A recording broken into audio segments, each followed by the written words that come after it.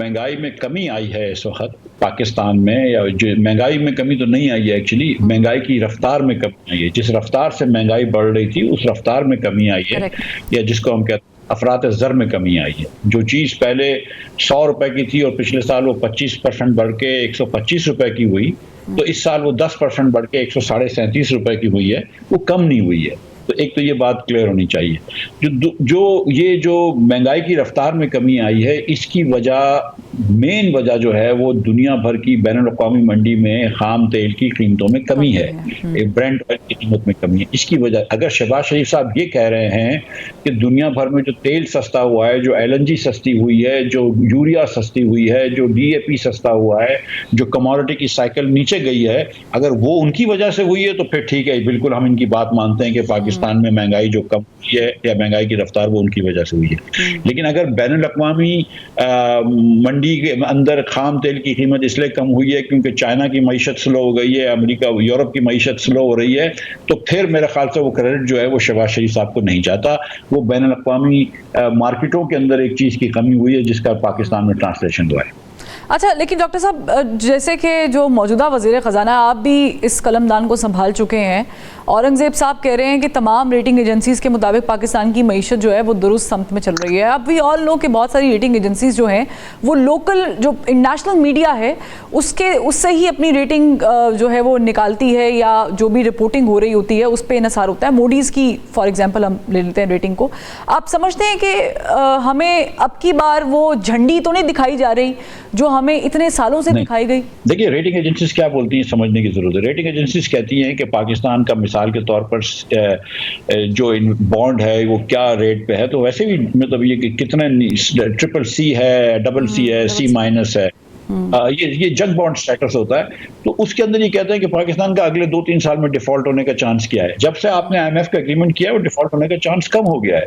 जब दुनिया भर में तेल की कीमत कम हो जाती है तो पाकिस्तान का जो तेल का इंपोर्ट $25 बिलियन का था वो 30 नहीं गया बल्कि 20 हो गया, तो $5 बिलियन की रिलीफ मिल गई। वो ये रेटिंग एजेंसी कह रही है कि अगले 5 साल में, 2 साल में, 1 साल में इनको ये नजर आ रहा है कि क्योंकि दुनिया में कीमतें कम हो गई हैं, गंदम की, यूरिया की, कॉटन की, पेट्रोलियम प्रोडक्ट्स, थोड़ी सी आसान होंगी। ये बात तो दुरुस्त है, इसमें कोई बहस नहीं है। लेकिन इसमें क्या हुकूमत ने कोई कारकर्दगी दिखाई है, तो आंसर इज नो। क्या हुकूमत ने वो इस्लाहात की हैं जो करनी चाहिए थी हुकूमत को? वो बिल्कुल आंसर नो है। क्या हुकूमत ने कोई ऐसी पॉलिसी की है जिसकी वजह से गुर्बत में कमी हो? बिल्कुल नहीं।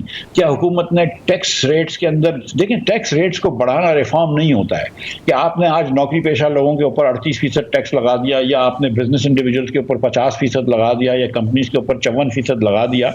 ये टैक्स रेट्स बढ़ाने से कोई रिफॉर्म नहीं हुआ। आपने क्या अखराजात में कोई कमी की? The answer is no. क्या आपने ये शाही खर्चे करते हैं हुकूमत जो जहाज़ों में घूम रहे होते हैं, क्या इसमें कमी की? नहीं। क्या आपने कोई तालीम में बेहतरी लेकर आए? क्या आप कोई मुल्क में सेहत में बेहतरी लेकर आए? मुझे ये बताइए कि कौन सी स्टेटिस्टिक है हमारी सूबाई हुकूमतों की या हमारी वफाकी हुकूमत की जिसमें बेहतरी आई है? अच्छा, ये फिर आप कैसर बंगाली साहब की बात से इत्तेफाक करते हैं कि वो कहते हैं कि अगर कर्जा उतारने के लिए हम नया कर्ज ले रहे हैं तो फिर हम, ये दिवालिया होने की दलील है। आपने भी कहा कि रेटिंग से शायद ये तो हो जाएगा कि दिवालिया होने का थोड़ा सा चांस आगे चला जाएगा, लेकिन बहरहाल हम खड़े उसी पोजीशन पे हैं, इसका मतलब है। देखिए फरमा, हमारे $100 बिलियन का अप्रॉक्सीमेट लोन है पाकिस्तान का। अगर ये 5 साल की साइकिल है ना, तो 20 बिलियन साल में वापस करने होते हैं, और 4 बिलियन इसके ऊपर एक सूद देना होता है।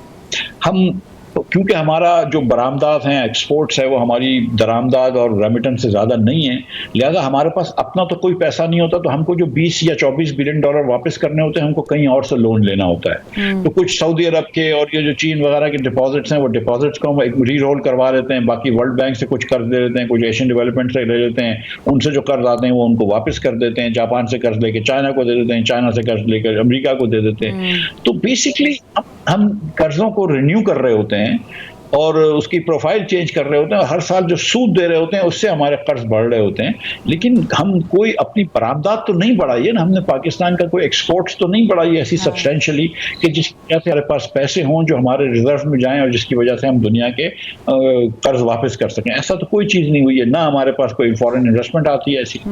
अच्छा मुफ्ती इस्माइल साहब, थोड़ा सा मैं इसको लिंक करना चाह रही हूँ मईशत से। मुझे बताइएगा कि जब से पाकिस्तान ने SCO को चेयर تک کیا ہے اور ہم نے دیکھا کہ ایک چلے کامیابی ہے، گو کہ پاکستان کی ٹرن تھی، ملٹی لیٹرل ساری انویسٹمنٹ اور ساری بات چیت تھی، 8 نکاتی ایجنڈا بھی سب کچھ ڈسکس کیا، پورے میڈیا نے اس کو بڑا اپریشیٹ بھی کیا، شاید قوم نے بھی کیا ہوگا کسی حد تک. But coming to the reality, ہم سب کو پتہ ہے کہ 2 بلاکس اس وقت موجود ہیں. Pakistan is stuck in between the American in company block and the Russian in Chinese. تو ڈو یو تھنک کہ اس پوزیشن پہ Pakistan can take any firm decision to move on یا موو بیک؟ اور کیا ہم اس میں رہتے ہوئے اگر ہم رشینز کی طرف یا چائنیز کی طرف جا رہے ہیں کھلے طریقے سے، تو معیشت کو کوئی سہارا، سنبھالا، بہتری، کچھ گنجائش ہے؟ لیکن پاکستان جیسے غریب ملک میں جہاں پہ ہم کو ہر سال ہماری فارن پالیسی کا اور اکنامک پالیسی کا جو اسٹینڈرڈ ہو گیا ہے، انفارچونیٹلی وہ یہ ہو گیا ہے کہ ہم کس سے پیسے لے کے آئیں، امریکہ سے پیسے لے کے آئیں، IMF سے لے کر آئیں، یعنی کہ یہ چائنا سے لے کر آئیں. ہمارے پاس یہ چوائس نہیں ہے کہ ہم کسی بلاک میں جائیں. سچی بات میں سمجھتا ہوں کہ ہم کو چین کا بالکل ساتھ نہیں چھوڑنا چاہیے. وہ ہمارا دیرینہ دوست ہے، اور اگر ہندوستان سے جو ہمارا تنازع ہے اس کے اندر چین کی ہم سپورٹ چاہیے، تو ہم کو چین کا بالکل ساتھ نہیں ہونا چاہیے. اور نہ تو امریکہ کو اگنور کر سکتے ہیں، کیونکہ انٹرنیشنل مارکیٹس کے اندر بینکنگ کے اندر تو ہم کو دونوں ساتھ لے کے چلنا پڑے گا. اور یہ دیکھیں، ہندوستان نے یہ بڑا سکسیسفلی کرا ہے کہ رشیا سے بھی دوستی رکھی ہے اور امریکہ سے بھی دوستی رکھی ہے، اور ہمیں بھی یہ سکسیس کرنا پڑے گا کہ اور امریکہ سے بھی دوستی رکھنی پڑے گی، اور یہ دونوں کو لے کر چلنا پڑے گا. اس کے علاوہ کوئی چارہ نہیں ہے، اور نہ ایسا آئی تھنک کہ ہمارے ڈپلومیسی اتنی اچھی ہونی چاہیے. ڈاکٹر صاحب مجھے بتائیے گا کہ پرابلم کہاں پر ہے؟ جیسے آپ نے انڈیا کی مثال دی، آپ نے رشیا اور امریکہ کی دی، چائنا کے ساتھ بھی ایون بہت ساری ٹریڈز انڈیا کی چلتی ہیں. ہم کیوں اتنا آسان راستہ ہے تو کوئی ڈیسیژن کیوں نہیں لے پاتے ہم، اگر یہ جیسے آپ بتا رہے ہیں اتنا ہی آسان ہے تو؟ نہیں، آسان بالکل نہیں ہے، یہ تو بڑی مشکل چیز ہے، لیکن ہم کو یہ کرنا ضروری ہے کہ چائنا سے بھی دوستی رکھیں، چائنا کو بھی اگنور نہ کریں اور امریکہ کو بھی اگنور نہ کریں. نہ ہم سی پیک کو چھوڑ دیں امریکہ کے کوئی خیال پہ سوچتے ہوئے یا امریکہ کے خواہش پہ سوچتے ہوئے، اور نہ امریکہ کے ساتھ کو چھوڑ سکتے ہیں. لیکن دیکھیے، سب سے بڑی جو بات فارن پالیسی جبھی ہو سکتی ہے جب تھوڑی سی اکنامک اسٹرینتھ ہو. آپ کی اکنامک اسٹرینتھ ہی نہیں ہے تو پھر تو آپ اسرائیل جو ہے وہ فلسطین کے اوپر جینوسائیڈ کر رہا ہے، ہم اس کو بھی کانفلکٹ لکھتے ہیں، ہم اس کو بھی جینوسائیڈ نہیں بول سکتے. تو جب تھوڑے سے پیسے ہوں گے نا جیب میں آپ کے، جب آپ اگلے سال کا قرض واپس کر سکتے ہیں تو آپ کی چیزیں کر سکتے ہیں کہ آپ ہمت سے بات کر سکیں گے، چین سے بھی، امریکہ سے بھی، رشیا سے بھی اور ہندوستان سے بھی.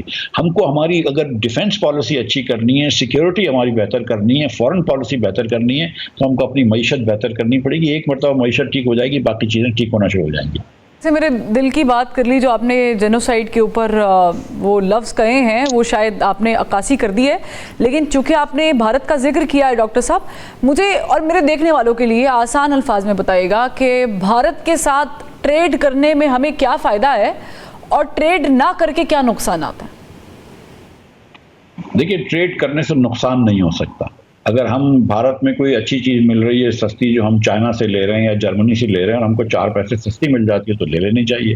اسی طرح اگر ہمارے پاس کوئی چیز بیچنے کی ہے اور اگر بھارت کو وہ مل جاتی ہے، اور اگر ہم کہیں اور بیچ رہے تھے، بھارت ہم کو اس کے بہتر قیمت دے سکتا ہے تو دینی چاہیے. اور جو لاہور سے امرتسر جو ہے وہ ساتھ لگا ہوا ہے، تو بڑی ٹریڈ ہو سکتی ہے پنجاب میں، دیگر جگہوں پہ، اور بہت فائدہ ہوگا ٹریڈ کا. سوال جو ہے وہ اسٹریٹجک بھی سوچنا چاہیے ہمیں، کہ یہ یاد رکھیں کہ بھارت کے جو آج حکومت ہے، جو ایک ہندوتو کی کولیشن گورنمنٹ ہے، جس کے اندر ان کا ایک ٹریڈر کمیونٹی شامل ہے اور ایک ایکسٹریم ہندو شامل ہیں، وہ کوئی پاکستان کے اوپر مہربانی نہیں فرمانا چاہ رہے. یہ بات یاد رکھیں. بھارت اگر یہ دیکھتا ہے کہ پاکستان اس وقت معاشی دباؤ میں ہے تو وہ ہمارا دباؤ بڑھانا چاہے گا، وہ دباؤ کم نہیں کرنا چاہے گا. یہ سمجھتے ہوئے ہم کو پھر بھارت سے ٹریڈ کی بات کرنی چاہیے. لیکن اگر ہم یہ سمجھ رہے ہیں کہ بھارت کے تجارت کرنے سے کوئی یہاں پہ دودھ شہد کی ندیاں بہ جائیں گی، تو یہ نہیں ہوگا. یہ میں آپ کو یقین دلا رہا ہوں، تھوڑی ضرور آئے گی، دودھ شہد کی ندیاں نہیں بہیں گی. اور نہ ریئلسٹک ہو کے ہمیں